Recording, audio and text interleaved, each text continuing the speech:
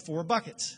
So if I'm a renewable diesel, because the energy density of diesel is closer to the original density of diesel from oil, I get a 1.7 to 1 RIN credit. That credit right now today is trading at $1.20.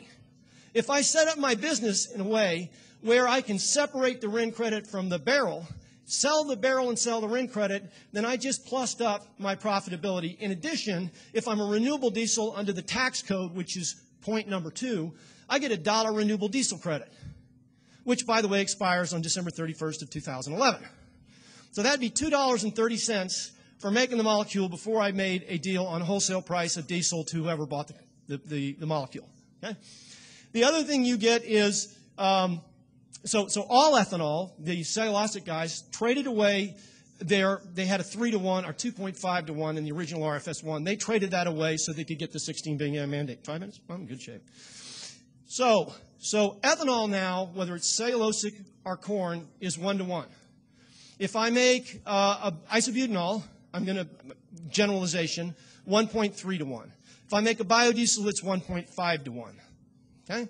So that gives you a feel. And what we've done, because the EPA is required under the law every November to set what the numbers are going to be for the following year. So we go through this rulemaking process. We take a lot of comments.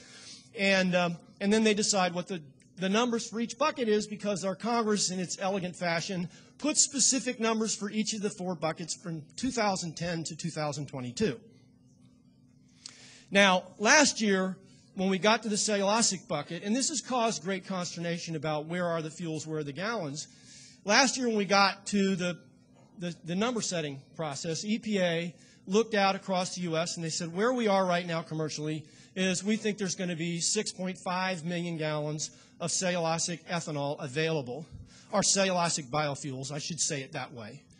And so we're going to lower the number to 6.5. But what we are going to do, because we're encouraged by a lot of these advanced technologies, we're going to take the other 244 million gallons and we're going to gift them into the advanced pool.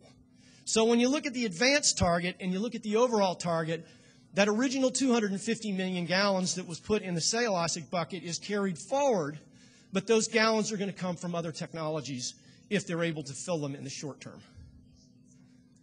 Let me go to tax credits. That's the RFS 2. Let me just say one other thing about the RFS 2 that's very important. For anybody in this room that has a technology that you're thinking about making a fuel, please understand that your technology pathway has to be approved under the RFSS. Your feedstock that you're using has to be an approved feedstock. And the molecule which you're making has to be a molecule. And if your molecule is not an ASTM spec molecule, you better take a real strong look at what it is you're making, because most probably under the petition requirements, you're going to have to petition the EPA to have your process, your feedstock, and your molecule created as a new pathway. There's only been about 5 of those done. I did the first one in the United States. It's a very complicated process. It took 18 months to do the first one. If you think you're making a heating oil, don't guess. Go in and check, because I can guarantee you a lot of the pyrolytic processes that thought they were making a heating oil aren't making a heating oil. It's got 22% water in it.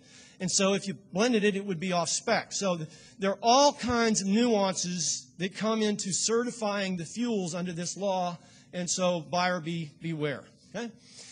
Tax credits. There are 5 tax credits in the current law. I'm going to do this one really quick. Okay? There's the ethanol VTEC, which is in the biggest fight of its life in the last 33 years. It's a 45-cent credit. It expires at the end of the year. The second credit is the biodiesel credit. It's a $1 credit. It is specifically for fatty acid methyl ester biodiesel. Nothing else complies. If you're small, you get an extra dime. You get $1, and they both expire at the end of the year. The third one's the renewable diesel credit. The renewable diesel credit is certified as a homogeneous hydrocarbon molecule under the IRS, and your molecule has got to both either hit a D975 spec, neat, or a D9396 spec, neat, or a 1655 or Jet A or Jet 5. Okay? If you do that, you get $1. It expires at the end of this year. If you're a cellulosic producer, that's a production tax credit. The previous 3 were blender's credits. So you split that with somebody who's blending it. Okay? The production tax credit you can only take if you've got a profit. which is why most people in the second and third generation industry would really like to see us take that production credit and make it an investment tax credit where you get a refundable grant from the Internal Revenue Service, just like we did for the solar and wind industries in 2009 and 2010, but what we, for some reason, we didn't do for the biofuels industry, okay? But in today's climate where tax is all under pressure and budgets are all under pressure, that's a really hard trick even for the solar and wind guys to hold on, let alone for us to add in the biofuels component, okay? Then you've got the alternative fuels mixture credit, which was the black liquor credit, which got fixed because the paper industry had figured out how to get $6 billion out of that credit, which weren't budgeted for. And so we've now eliminated that, and we've squeezed it, and now the cold and liquid guys are trying to expand that. That makes that interesting. Okay? That's only 50 cents. That's not $1, so you don't have parity, and that expires at the end of this year. And then, of course, you've got the Brazilian tariff, which for 20 years was harmonized with VTEC. But it's now not harmonized. It's 54 cents instead of 45 cents. But in the recent bill that was supported by the ethanol industry by Senator Grassley, that bill was made to be 20 cents the first year, 15 cents the second year, and it was harmonized, the tariff. Okay? The third thing are loan guarantees. The problem with the loan guarantees is I only know two other companies that are still in the loan guarantee program because the term sheets these guys are getting with the U.S. DOE are very problematic, and most of them feel like they can basically do a better job in a commercial. And so the loan guarantee has not only lost money due to other programs politically, but it's also had problems negotiating the final loans, both at USDA and at the Department of Energy. And then the grants such as IBR, EERE just last week took a 44% cut in their budget. They were $212 million in 2009. We're probably looking at 160 with very small money for grants. Just briefly, I'm going to leave this slide in. I need to wrap up here. But there's been major cooperation between the U.S. government and the Brazilian government. In the recent round, they added jet fuel. That's the most distinctive thing that came out of it. We're learning a great deal from the Brazilians in terms of how to grow energy crops. That's a great, as the doctor before me suggested, that's a great partnership between the two countries. And that the White House continues to feel very high about that. And I would think you'll see that continue to move forward and develop in the years to come. Lastly, let me just say, Brazil and U.S. have clearly got a leadership role in the world in the biofuels. We need to stay there. We need to continue to work conjunctively to try to expand that. I'm delighted to say, because I get asked this when I testify on the Hill, where are the gallons? A lot of the companies finally, 2 years ago when I spoke here, there was really nobody that had commercial plans that were well-grounded. Now we've got guys that not only have commercial plans. I have one company, Tyson's, actually producing 75 million gallons of diesel and jet fuel. I've had 4 companies go public with great success. Just Friday a week ago, Solozyme came out and did very well. Amyris has come out. Codexis has come out. Gevo's come out. You've got Kior coming out, or at least they filed their S1. Along with Ceres. So you see a number of the companies beginning to go to the commercial markets and be funded. And then I just would say in terms of public policy in Washington, D.C., it's a jump ball. All of those tax provisions expire at the end of the year. We have a lot of work to do as the biofuels community. In the United States, the natural gas industry and the electric car industry is done very well. They have a homogeneous set of policy requests that they put in front of the Congress on a daily basis, and the natural gas guys have spent $83 million in the last 2 years doing commercials. The biofuels industry, unfortunately, has chosen to try to shoot at each other a little bit, and at least the last year, I think we've done a much better job. I've worked with Bob Dineen and others in our industry to try to get a homogeneous, supportive message because we're being left short, and we're getting a nickel on the dollar instead of the dollar. And the only way we're going to be able to further and help create that certainty in Washington, D.C., and Brazil and around the world in terms of public policy we need to commercially finance the building of the next industry is if we support each other. And so we've done, just 2 weeks ago, there were 5 major ethanol organizations in mine that came out with a letter saying to the Congress, at least do one thing right, send a signal not to touch the RFS for the next 2 years. Let the commercial markets know that you're going to stand behind these mandates. Ladies and gentlemen, I look forward to answering your questions, and I'm sorry for the quick rapid-fire dump, but I just wanted to get a lot in the room, and if you're scratching your head, then I did a really good job. Thank you very much.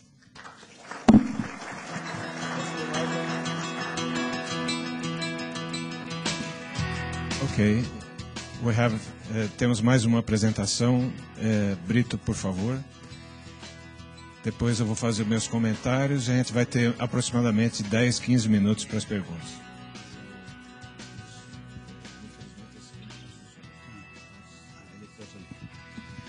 Good afternoon. I am Carlos Henrique de Brito Cruz from the São Paulo Research Foundation.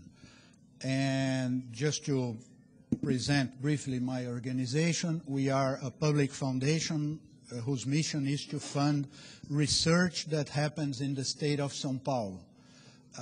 We have a yearly budget which is around $400 million, and we support fellowships for students, academic research, university industry joint research, and small businesses research.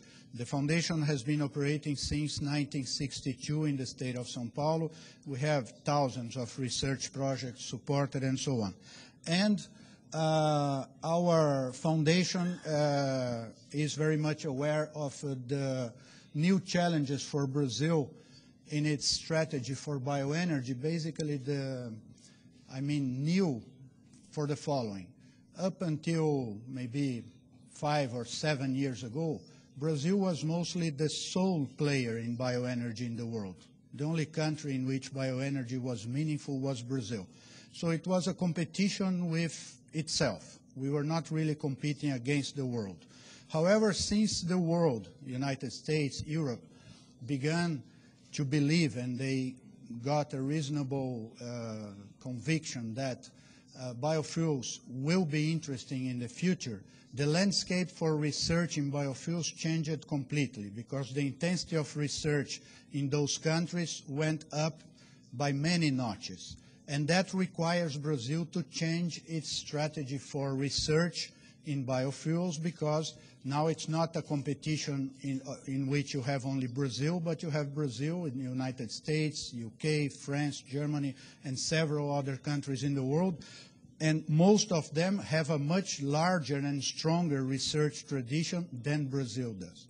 So that's why our foundation started to worry a lot about the need for a stronger scientific base for the ethanol research in Brazil and for the use of science in decision and planning. Several of the issues which are debated, which have a strong impact in the business of ethanol, are science-based, such as sustainability, land use change, indirect land use change, and so on. Because of this, our foundation organized 3 initiatives. The first one, which was a technology and strategy roadmap, which we worked on until 2009. Then a bioenergy research program, which is a program which is supposed to last for at least 10 years, which has a core of fundamental research and has many connections to applications through industry partnerships. So far, we have more than 50 research projects. Those projects are worth, in funding from FAPESP, about 50 million reais, in funding from the universities and institutes that fund the personnel that work on those projects, something which is closer to 250 million reais, because it's a team of more than 300 scientists around in several institutions in the state of São Paulo who are working in those research projects. And our third initiative is the creation of a São Paulo Bioenergy Research Center, because we verified that the number of scientists in Brazil and in São Paulo working with bioenergy is far too small if we really want to compete with the world on bioenergy. So this center is supposed to add scientists to the existing institutions in São Paulo that do research related to bioenergy. Our BioEn research program has 5 divisions. One of them is devoted to improvements in the feedstock, building a better cane, sugarcane agriculture, and studying other feedstocks. In some of the divisions, we have industrial partners that co-fund some of the research projects, not most of them.